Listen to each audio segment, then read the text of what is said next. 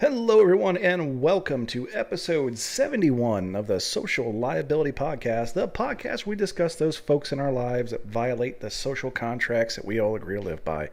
I'm your host, the Raspberries, with my co-host, the Buck Grundle, bringing you new and interesting stories from the far reaches of the internet.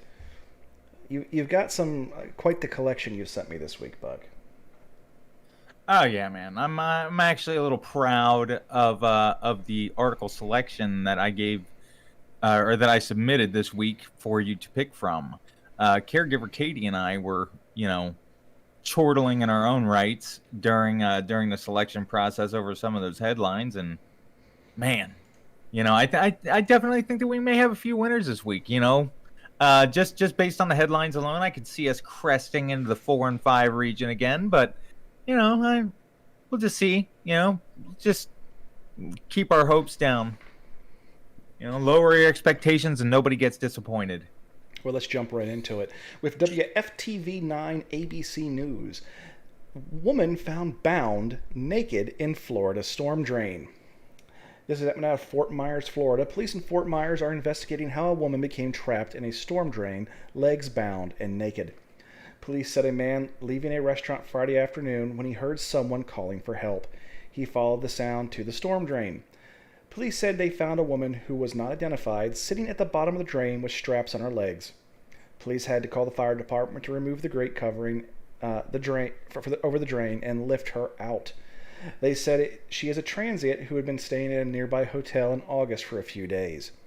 While police spoke with a person she had stayed with, hotel staff did not recognize her. Police said the woman would not cooperate with them, and she was taken to an area hospital for treatment. So, something gone wrong or wild kink? Which is it, Buck? That's kind of hard to say. There are a lot of questions that are going to remain forever unanswered with this particular article. I would have to say, yeah, if I were to hypothesize here, speaking strictly in hypotheticals, I would say that based on the fact that she is a transient staying at a hotel, I would have to say that this had to do something with. God, it's so stereotypical to say it, but it screams drugs. It just does. Bad drug deal, perhaps some, not misconduct. Perhaps a little bit too much fun, gone a little too far. But I really think that this is all fueled by either drugs or alcohol. I'm gonna have to give this lady a social liability score of a 1, just based on the damage that she's apparently doing to herself. I hate to point fingers, man, but a lot of this, without any extra information, I'm gonna have to summarize the bad decision making. So this is. Yeah, we are talking stereotypes. We are talking about somebody who's a transient, who's living at hotels. Typically, drugs are involved. Not necessarily, but it's a fairly safe leap of faith to make. And the fact that she was very uncooperative means that it wasn't something that was a crime just strictly against her. I would give this score a nothing if it wasn't for the fact that they had to inconvenience the fire department to come rescue her. But at the same time, I guarantee you they're still laughing about it every night at the fire department. So I don't want to give it too high of a score, so I'm going to go with you and just give it a 1. Now, I'm going to go ahead and attach an interesting little factoid along with this, since there was hardly any substance to this particular article. Storm drain covers, which, it mentioned in the article that they did have to remove one to retrieve this lady. They are shaped in circles, so that way they can't fall into themselves. Okay. Well, you're talking about a manhole cover, not a storm drain cover, which are square or rectangular. Man, what I'm batting. You know what? Sadar got me in the group chat this morning. I had a half fact. And that's exactly what I possess right here, is one half of a fact. Another failed attempt at looking intelligent, foiled again by Raz, the nemesis. Our next story comes from the insider.com, and this is actually a story that's been like all over the internet this week. A drunken man who had been reported missing spent hours with a search party looking for himself. A drunken construction worker who had been reported missing spent hours with a search party looking for himself on Tuesday, according to reports. Relatives of Behan Mutla, 50, reportedly became concerned when he did not return after a night of drinking with his friends in Ingelo in Turkey's Bursa province. His wife was unable to reach him on his cell phone, and officials were advised that his friends lost him after he wandered into the forest. A search party was sent for, and Mutla joined the volunteers in looking through the woods, according to the Times. During the hours-long search in the dark of night, a potential rescuer shouted Mutla's name. It was then he realized the search party was looking for him. "Who are we looking for? I am here," he reportedly said. Speaking to the Daily, Sabbath Mutla said that there really was no need for his friends to report him missing. "Basically, I'm paying for my friend's mistake," he said. "What happened is all like a joke." Authorities later gave Mutla a drive home after taking a police statement. A similar incident took place in Iceland in 2012, according to the Times, when an Asian tourist reported missing was found among a search party after she failed to recognize the description of herself. That's just wow. I mean, this is wow. Let's just look at this for a minute. This dude, who's obviously had a hard night, sees that, hey, there's somebody missing in the woods. I don't care how rough a shape I am. I'm going to help try to find them. Not realizing it was himself. Right. Now, I'm sorry. It went one ear and out the other. What were the details of him getting reported missing? Did it cover that? Did his friend report him, or did he report himself? His family said he didn't come home last night, and the friends he was from drinking, right, and so they're the ones that called it in as a missing person. And then when they interviewed his friends, they said, "Well, yeah, he stumbled off into the woods last night. We don't know what happened to him." Okay. Thank you. Now some dots have been thoroughly connected. And this is just great. I mean, no, wait a minute. No, this is actually pretty great. This dude, this happened in Turkey. This isn't, so I can't, equate a lot of United States stuff. No, But this dude didn't drive a car. He got intoxicated. His friends are shitty friends for just losing track of him like that. But he didn't do anything to endanger anybody else. And he saw that somebody was in need, and he leaped in to try to help. It just happened to be there was nobody in need. Sounds like a cool dude. Yeah. I mean, straight up zero for this guy. I mean, for the guy who joined his own search party, is zero. Actually, it's a zero all the way around. I don't know what reporting laws are like in Turkey for missing persons. I mean, that's a completely different sector of the world. Here it's 2 days, but over there, I got no idea what day-to-day life is over in Turkey. It might be like Thunderdome over there for all I know in some places. And if you go for more than 2 hours without speaking with somebody, you're a missing person. Who knows? But either way, yeah, the family got concerned and reported him. The friends, I'd like to give him a 1, but I really can't, because I'd have to assume that they were just as drunk as he was. Yeah, probably.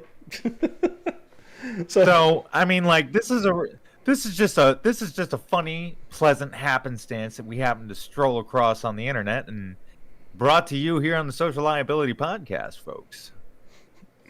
Well, the next one we can go ahead and get angry with, and I fully intend to. Parents want high school principal removed for listening to Iron Maiden. Students rally behind her. This is being reported by loadedradio.com. Loadedradio.com, the hard rock and metal station. High school students are rallying behind their metalhead principal after a number of concerned parents have been petitioning to have her removed for stating on her personal Instagram profile she listens to Iron Maiden.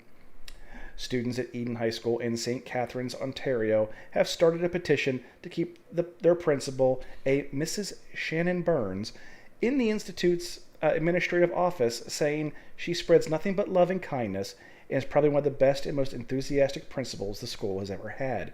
End quote. I'm going to cough. Hang on a second. I was holding that in. The students' petition is in response to a petition laid out by a number of parents who are obviously not Iron Maiden fans, of some of the students who claimed the following, quote, as concerned parents with impressionable children at Eden High School in St. Catharines, Ontario, we are deeply disturbed that the principal assigned to the school blatantly showed satanic symbols and her allegiance to satanic practices on her public social media platforms, where all the students can see them under the @Eden principal, not her personal account. Our school is based on inclusion and openly displaying satanic symbols that goes directly against the principles of the vast majority of the families who represent the school is not inclusive. We're going to circle back to that.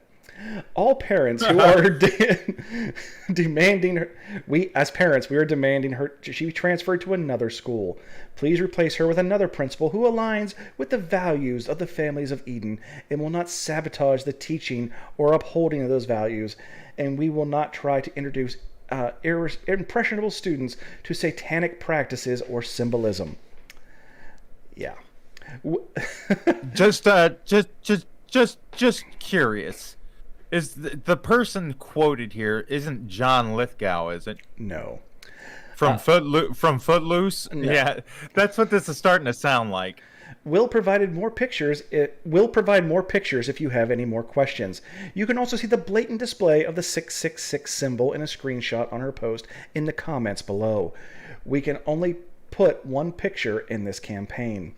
And I guess it's like probably a change.org thing or something. You can see the picture below, which plainly shows a couple of hardcore Iron Maiden fans proudly displaying their Trooper Eddie flag and giving the devil horns. Good thing she didn't post any of the underlying love for Behemoth or Mayhem, right? Or decide for that matter. The students' petition states the following. Recently, there have been a petition going around to remove the principal of Eden High School. It is ridiculous that a couple of parents only judge her role as a principal based on an Instagram post. Eden High School is a public school, not a Christian school. If you somehow don't like the principal of your child, grandchild, relatives, etc.'s school, then send them to another one. The principal has made so many efforts to remind students that Eden is a diverse place. She even turned a whole room into a prayer room for students who are practicing religions other than Christianity, like practicing Islam. She has made Eden a safe place for so many people. She spreads nothing but love and kindness and is probably one of the best and most enthusiastic principals the school has ever had. If you would like to bring some light into this matter, or this whole petition, please consider signing. And just like that, the 80s are all over again. And you can show support for Shannon by signing the student's petition above. And let's take a look at it. Oh, it currently has 12,991 signatures on change.org. Okay, I want to circle back to something here. In the parents' petition, let's see here. Let me see if I can find it again. Okay. Our school is based on inclusion and openly displaying satanic symbols that goes directly against the principles of the vast majority of families who represent the school is not inclusive. No, you rotten cunt. Saying that because you're not like everybody else means you should sit there and be quiet is the opposite of inclusion, you retarded cow. Pretty much. Tell me I'm wrong. Tell me I'm wrong. And you said, no, I can't tell you you're wrong. And you said that there's a petition to rally behind of our Iron Maiden loving ally that's got what, like over 12,000 signatures on it right now? Yes. Yeah. All right. Everybody who signed that, you are a freaking trooper. You can march with us all the way down to the Passchendaele gates of this bullshit Footloose era high school and do a dance of death, sending those bastards running for the hills all the way down to the minute. Not just any minute, but 2 minutes to midnight. Just the way that Bruce Dickerson, from the lead singing platform frontman of Iron Maiden, would want it. Because you know what? That's bullshit, man. That's bullshit. You want to? That's bullshit. I'm not a metal guy. So Iron Maiden, I don't. He's quoting lyrics in case you don't realize that, folks. I don't listen. But here's the thing. What is the definition of inclusion, Buck? Well, I'm glad you asked, because I will read it to you. The action or state of including or being included within a group or structure. Let's just say, other than the fact that she listens to Iron Maiden, let's say she is, she follows the Black Bible. She's a Satan worshiper. You know what their primary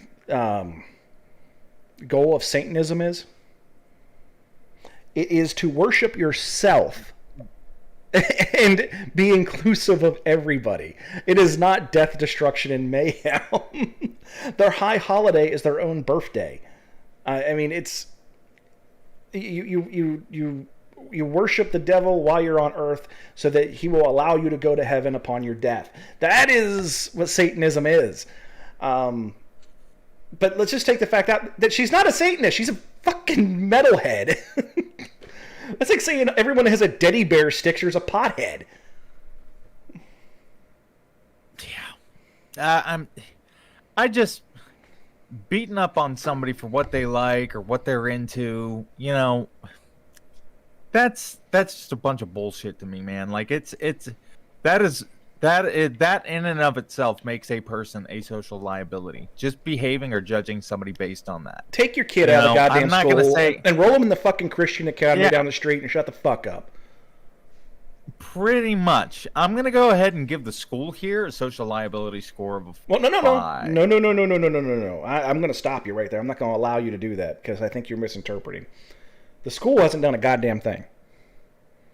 The school hasn't done nothing. Oh. This is a petition that a couple of fucking tight-ass parents decided to start, and you got the student body rallying behind her. The school hasn't actually done anything. They're taking it as a fuck this group of you know what, I accept and definitely appreciate your correction. This gaggle of Karens.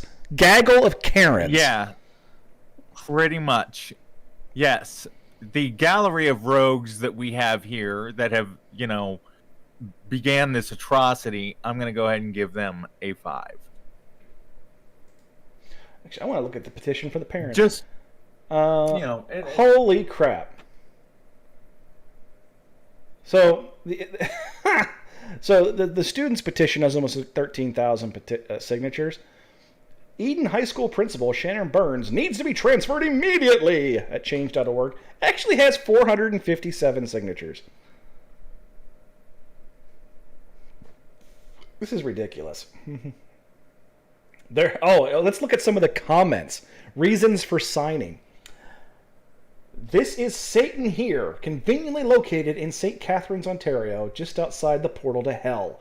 Thanks for bringing these actions to my attention. I'm a big fan of Sharon, though not much of Iron Maiden. Always like Slayer better, but I digress. Another one. I only sign so I can tell you Christian whack jobs how brainwashed you are.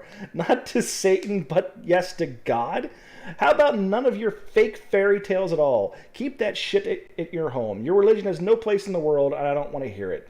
More churches need to be cooked down. Wow, this guy's going a little overboard. Let's keep going here, though. You're all idiots. There's nothing wrong with this woman's taste in music.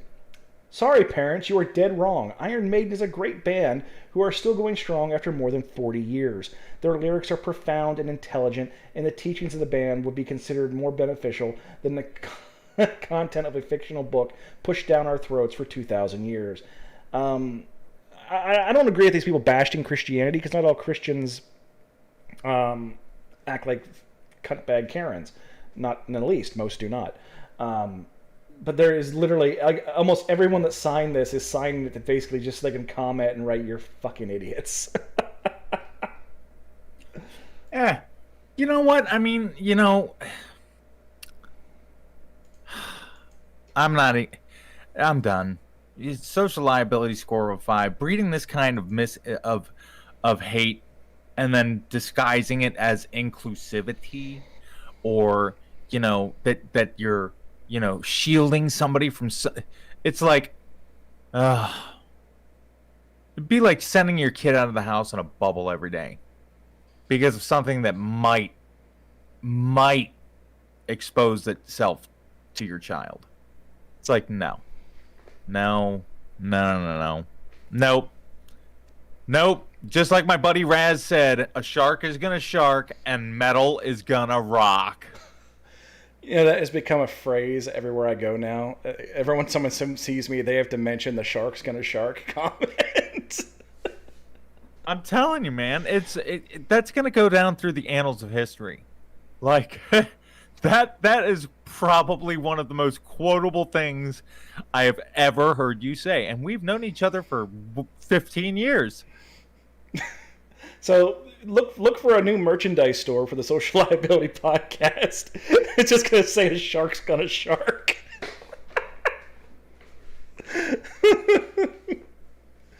Okay, this next one is coming from the IdahoStatesman.com. We're going to stay in the Great White North, folks, because woman feeds bear 180 eggs a week, and now she'll pay for it, Canadian officials say. Every week during the summer of 2018, a woman bought 10 cases of apples, 5 pounds of carrots, and a dozen eggs. The food was for bears, Canadian authorities said.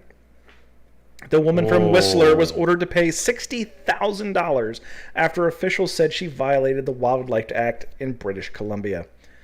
In July of 2018, the Conservation Officer Service, a public safety agency that focuses on human-wildlife conflict prevention, received a complaint that someone was feeding black bears in the neighborhood.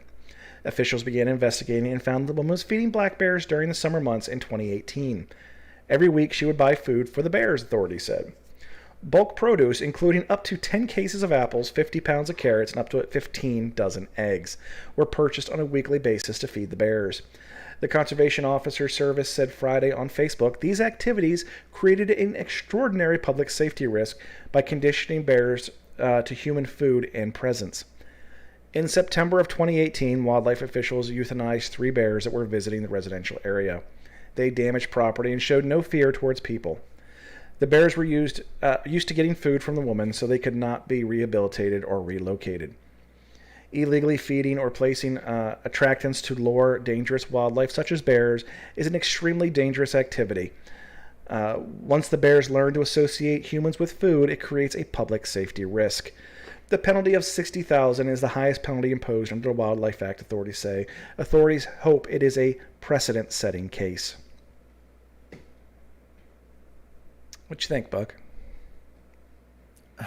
Man, this lady is just completely messing with an entire ecosystem. Like the ripple effect of this one seemingly innocuous act of trying to be a good person and feeding animals. No. I'm sorry. I'm not going to let you get a hall pass on that one. I actually agree 100%. She's trying.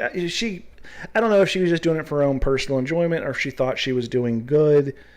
But the fact that, she was essentially luring bears into her neighborhood. What if, your kids are in the backyard and the bear's like, hey, there's a people. People have eggs. I want eggs. And your kid's in the backyard, and just a fucking bear rolls up on them. That ain't... I've walked through the woods and walked up on a bear by accident. You know what the bear did? The bear went, "Oh shit!" Turned around and ran, and I ran the other direction. But some bears don't do that.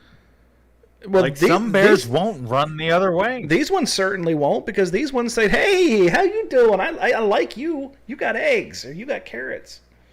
So yeah, this is a pretty big deal. I mean, the woman's a pretty big liability, and I wouldn't want her in my neighborhood. No, I can't say that I would either. See, I was leaning towards giving her a 3, since no people were hurt, but they did have to euthanize. When I say euthanize, shoot 3 freaking bears that did nothing wrong other than say, "Hey, that's a free meal. I'm not going to turn that down." We said the shark's going to shark, a bear's going to bear. I mean, well, why would you? I'm gonna have to give this woman a 4. Yeah, and that's just. I'm gonna give your dogs a 4. That's just it. So Buck's gonna be muted for the foreseeable future. That being said, folks, let's jump into our commercial break. So if you're still listening, isolate. Yeah. If you're still listening on a video version of our podcast, one, you may have noticed there wasn't a video version last week. That was because we did a special edition with Buck on the road, and our friend Squanch joined us to retell the story of my bachelor party. That was episode 70. Make sure you go back and listen to that on every social media, or not social media, podcasting platform under the bloody sun, it seems. CastBox, Apple Podcast, Breaker, Google Podcast, Anchor, Overcast, Pocket Cast, Radio Public, Spotify, and many others I don't even know about at this point. They just keep picking our RSS up. So go back and listen to that. It's a very good, entertaining episode, and you'll get a lot of backstory from stuff we've referenced in previous episodes out of that. Yeah, so we do the audio version. I mean, we do this every single week. The audio version is always going to be there. The video version is just a bonus. The audio version worked out so well last week. We may start doing that more often. We'll see what happens. The audio quality actually turned out pretty good. I was kind of shocked, but excuse me. The video version is going to be here as long as it's just us recording occasionally like this.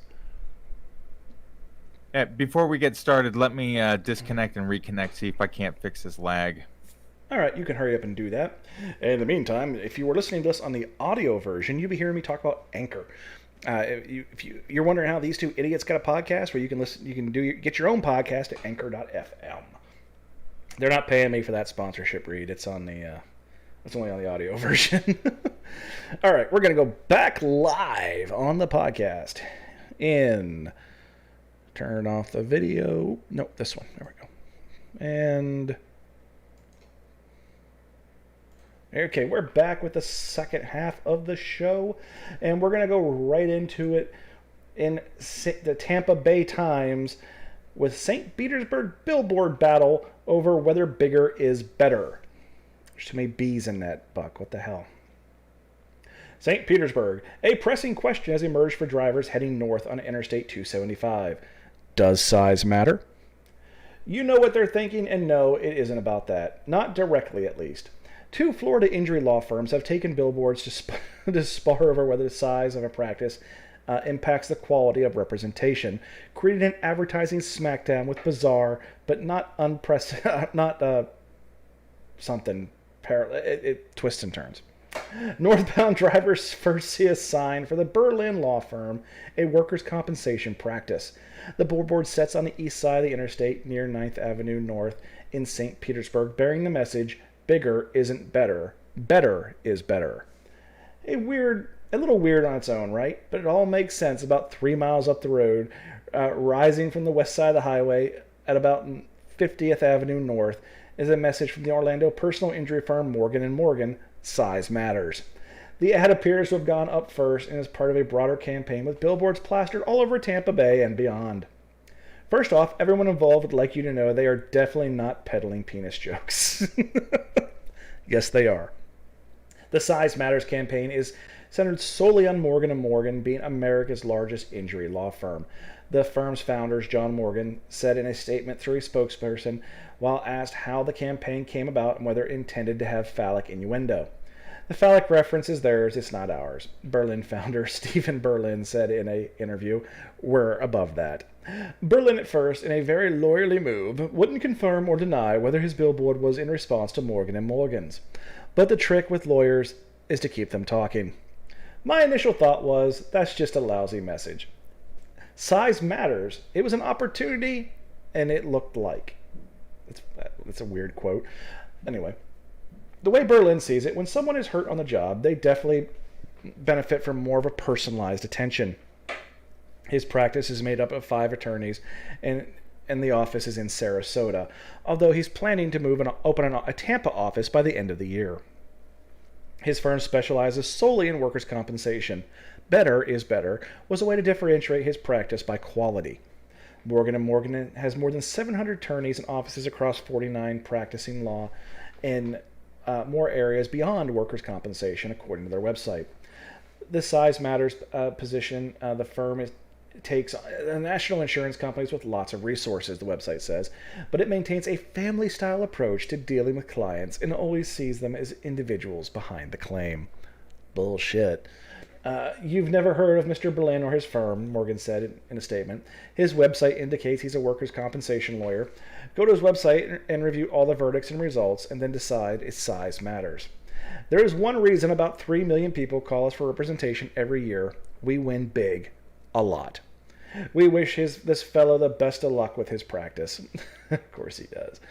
The possible mediator in the debate in the Florida bar, which rules for lawyers can and can't say in advertisements, mainly that they can't mislead or lie to customers. In many cases, lawyers are supposed to file advertisements to the bar for review. The bar will then determine if the ad complies with its ethics rules.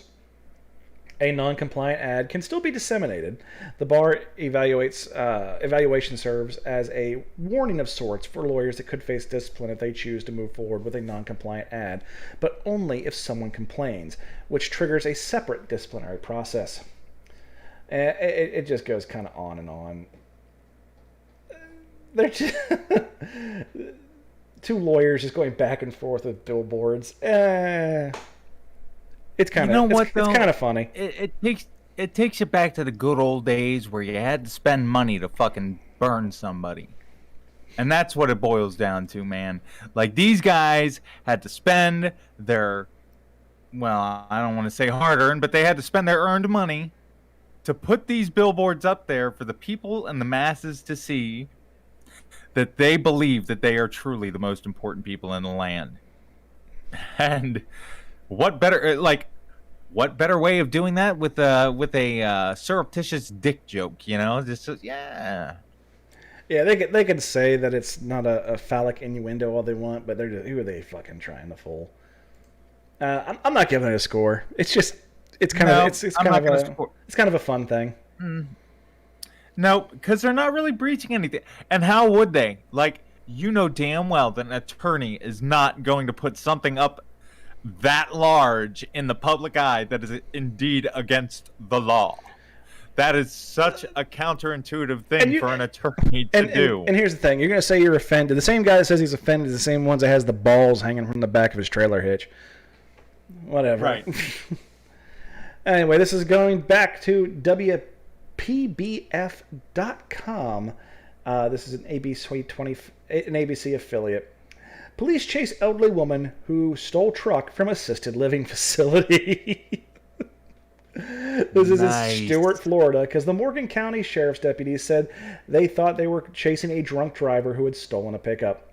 It turns out an elderly woman was behind the wheel of a stolen truck, and investigators say they're not even sure she knew what she was doing. This started around 4 p.m. Monday when deputies responded to the call of a truck driving recklessly on US 1 in Martin County. It was going slow and couldn't maintain lane. It was running other cars off the road. Deputies responded to the area of lights and sirens, but the driver didn't stop. The truck was weaving from side to side, never stopped, and was going maybe 35 or 40 miles per hour. Webb was in a car directly behind this slow-speed pursuit. He had his phone out and was recording a video of the whole thing. We just assumed it was somebody who was totally drunk or high or something, Webb said. For about 10 miles, our deputies with lights and sirens followed the vehicle, thinking they were behind a DUI drunk driver. A couple of times it looked like they were going to go clear off the road and wreck into a ditch or whatever, but they managed to keep it on the road. As the truck approached Palm Beach County and heavier traffic, deputies said they decided the chase needed to end. They did what is called a pit maneuver, where the deputies all collide with the truck to stop it from moving. That's not a pit maneuver. They're all doing. No, that's something else entirely. Once the truck was stopped, at least one deputy got out of the cruiser with his gun drawn. When all the deputies all realized the driver of the truck was an elderly woman. They said it was clear she wasn't aware where she was or what was going on. Investigators later learned the woman was a resident of Brookdale Senior Living in Stewart. She said she had stolen the employee's truck from the parking lot. It wasn't running, but it was unlocked with the keys readily available. She just fired it up and drove off. Deputies said no charges will be filed against the woman because they don't believe the woman knew what she was doing. The owner of the truck also asked that no charges be filed. Fortunately, neither she nor anyone else was injured. Could have been terrible, could have been catastrophic, or for anybody driving down the road. After a quick trip to the hospital to be checked out, the woman was taken back to Brookdale. A spokesman for the released a statement saying, "The safety and well-being of our residents and staff is our top priority. The community will continue to operate in the best interest of our residents in order to help protect their health, privacy, and dignity." Okay. Why don't you start, Buck? I think this is a comedy of errors. To be honest with you, I feel terrible for this woman. If it indeed is, her not knowing what is going on and just being, a victim of time. I mean, that's what it appeared to be to me, man. I mean, I don't know. This all seems like it's funny, but it seems kind of sad to me, to be honest with you. If I'm hearing what you're reading correctly, which is about 50-50. It could be. Yeah, it's a coin toss. So she was not in her right state of mind, so we can't blame the woman. And who the hell leaves their vehicle unlocked with the keys in it, especially in Florida? God. The only people I seem to have a problem with is the assisted living home, because it doesn't seem like they even knew this chick was gone. She was right. This is a 10-mile chase. I mean, all this is going on. She stole a vehicle. No one knew she'd left. Like I said, man, a comedy of errors. Like, but not even a comedy. Like, it's a tragic, like, people, this is, I will give the any harm or perceived, like, what if somebody were running down the road, or any accidental or collateral damage that would have been a result of any kind of accident this woman would have had.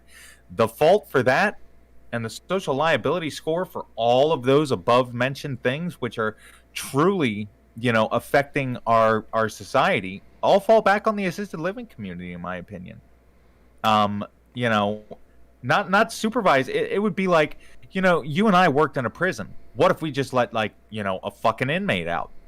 Well, depending on the inmate, it could be pretty innocuous. But we've had guys in there that just, like, decide to wake up one day and blow their wife's head off with a shotgun.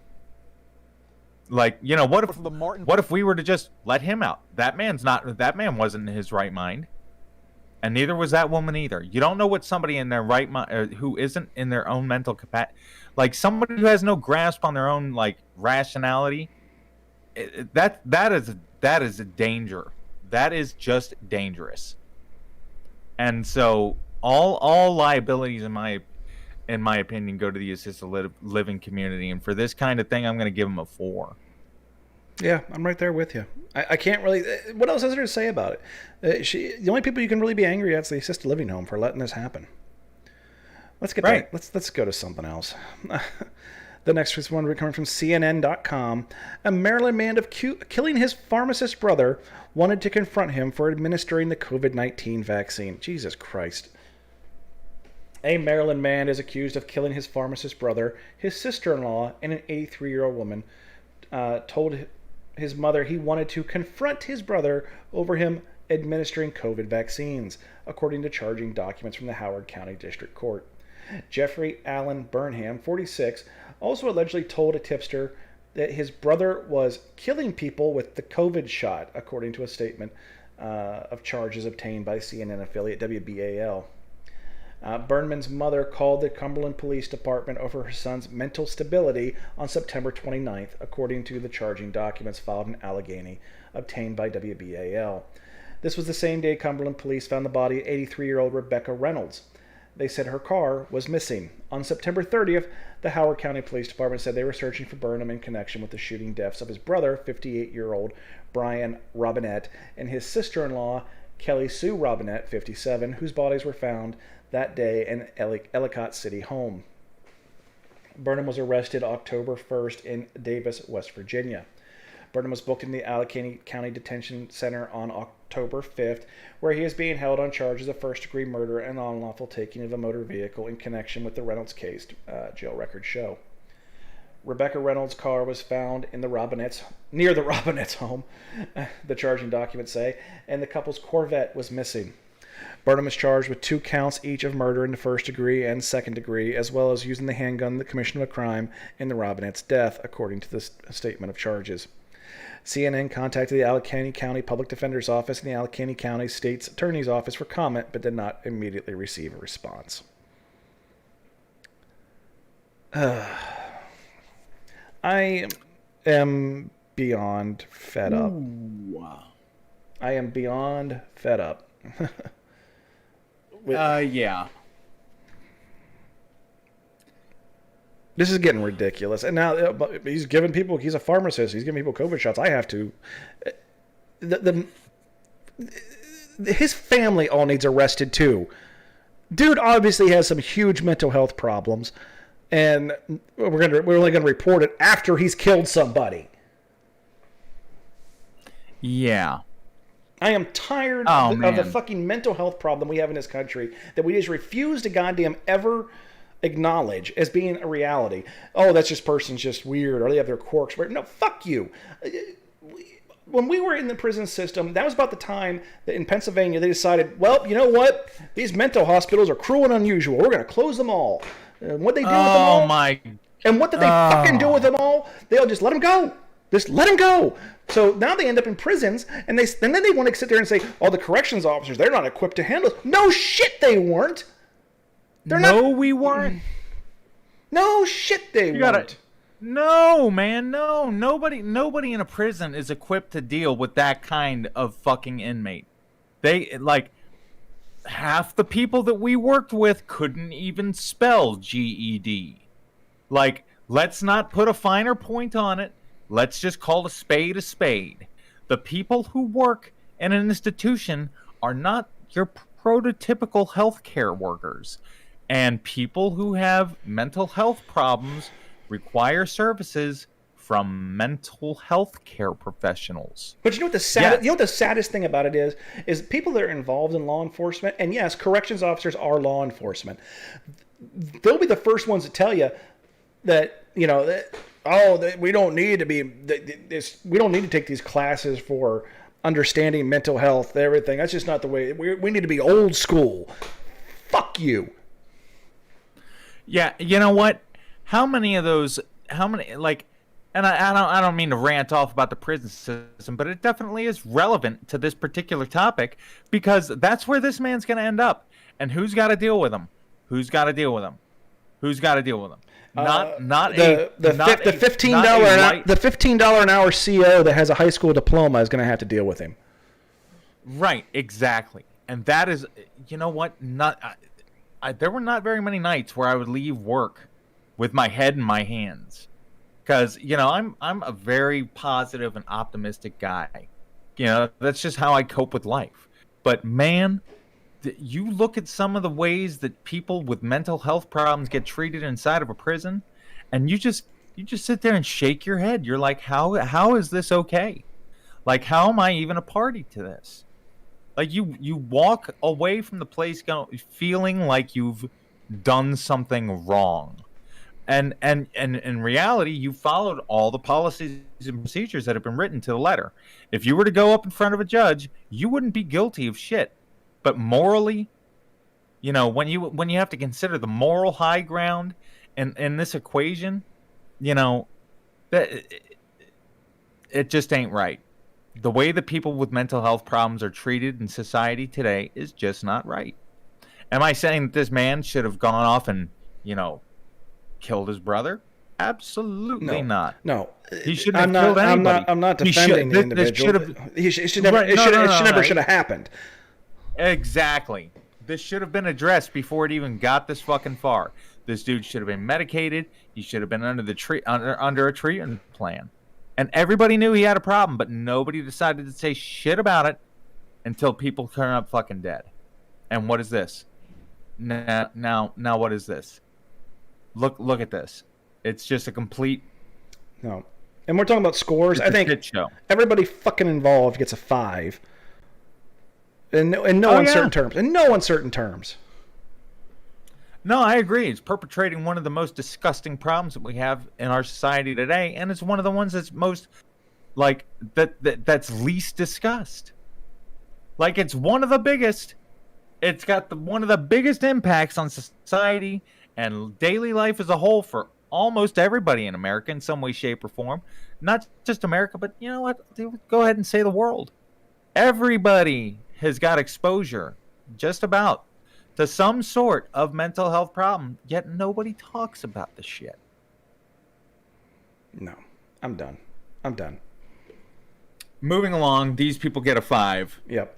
Okay, let's get a little lighthearted here because Buck likes to give me those real issue things. God damn him. This has been reported by NPR. For $84,000, an artist returned 2 blank canvases titled "Take the Money and Run." The money was supposed to be used to create modern art. And it was, but not in the way a Danish museum expected when it gave the artist the equivalent of $84,000. In return, it received 2 empty canvases. The artist, Jens Hanning, said the blank canvases make up for a new work of art, a titled "Take the Money and Run," that he called a contemporary on poor wages. One thing it's not, he says, is a theft.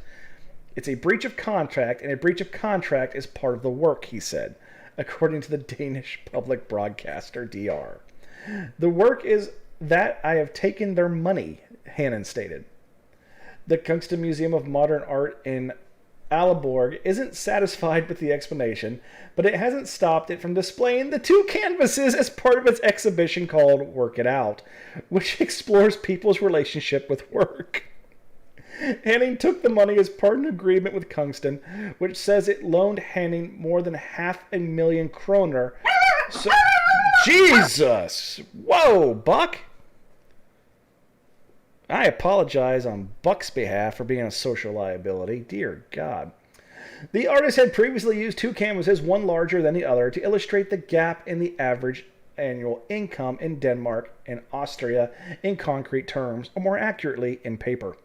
Henning sent 2 large crates to the museum as it prepared to mount the work-themed show that opened last weekend, but the staff members opened the boxes and they were surprised to find 2 blank canvases. I actually laughed as I saw it. The CEO said in an email, adding that the museum fully suspected things might not go as planned when Hanning told them he had created a new piece of art with the title "Take the Money and Run." The delivery quickly provoked a flurry of emails and messages at the museum.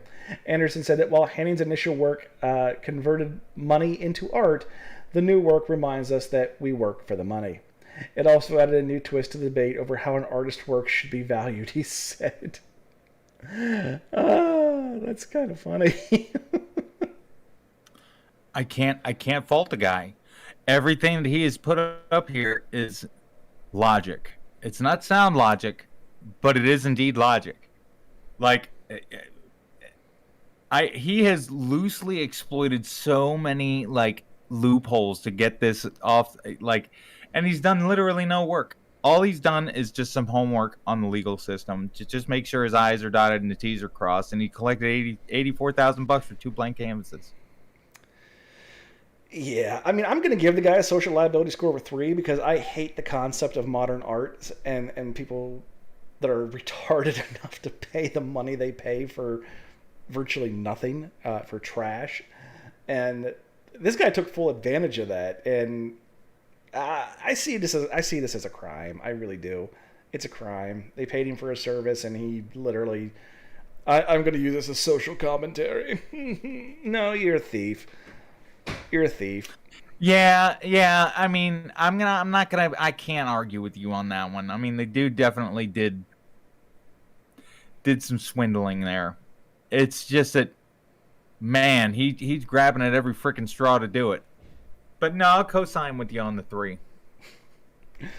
Well, that being said, folks, that's going to bring us to an end of another episode. 71 weeks, Buck. We have done this for 71 weeks, and I'd say at least a fifth of those we've had, the cameo appearance of your 2 mouthy dogs. I was just about ready to say that. I'm sorry. There was a suspicious leaf. They're Chihuahuas. I mean, like, you can't. It's like trying to put the truth back in the box. Did you hear? Listen, you hear that? You hear that? You don't hear Herr Fritz von Weenie over here screaming and hollering, okay? You don't. No. And he's a hound. He's. Well, that's okay. I have 2 neurotic, really, really just inconsiderate dogs. And that's just all that it is here, man. Like, I got caregiver Katie and my 2 dogs. I am awash in a sea of estrogen. We're just gonna have to classify it to a shark's gonna shark, a dog's gonna dog. That's just it. No, a dog's not gonna dog because my dogs aren't barking. They would if there were a leaf out there. No, they don't care. They don't give a crap. You know what, man? I mean, like, my dog plays fetch. So is mine. My dog won't go get it until I tell it to. What do you want a cookie? No. But I taught my dog to sit. I taught my dog to stay. Taught my dog to roll over. Taught my dog to play dead.